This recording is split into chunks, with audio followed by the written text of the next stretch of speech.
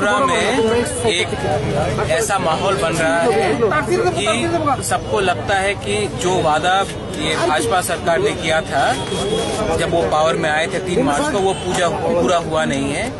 यहाँ में एक आक्रोश है और इसको दिखाने के लिए कांग्रेस पार्टी ने और हमारे पीसीसी प्रेसिडेंट वीरजी सिन्हा ने ये आंदोलन का शुरुआत किया है 1 डे मास रैली के लिए।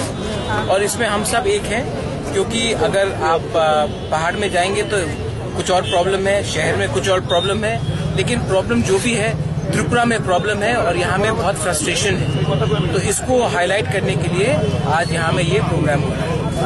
क्या लग रहा है लोकसभा इलेक्शन को लेकर, क्या लग रहा है? देखिए, लोकसभा का इलेक्शन तो एक कमेटी बैठ के डिसाइड करेगी, इलेक्शन कमेटी का, लेकिन हर आंदोलन आप लोकसभा से नहीं जोड़ सकते। अगर किसान को आज प्रॉब्लम है तो उसको आप चुनाव से नहीं जोड़ सकते। अगर सीएबी में कुछ प्रॉब्लम है तो आप उसको चुनाव में नहीं जोड़ सकते। आज जो ये सरकार दिल्ली में कर रही है ये देश के खिलाफ है, और इसको अगर हम हर चीज को अगर हम इलेक्शन से जोड़ेंगे तो आदमी हमें विश्वास नहीं करेगा। हमको लगता है कि कभी कभी इलेक्शन को नहीं सामने मद्देनजर रख के अगर लोगों के बारे में बात करें, जैसा आज हो रहा है, वो ज्यादा अच्छा रहेगा हमारे राज्य के लिए और हमारे देश के लिए। त्रिपुरा में कोई इंटरनल है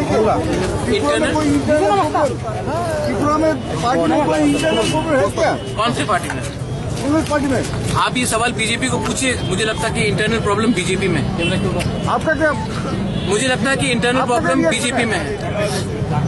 मुझे नहीं लगता कि इंटरनल प्रॉब्लम कांग्रेस में है। मुझे लगता है कि इंटरनल प्रॉब्लम बीजेपी में है। मुझे नहीं लगता कि इंटरनल प्रॉब्लम कांग्रेस में है।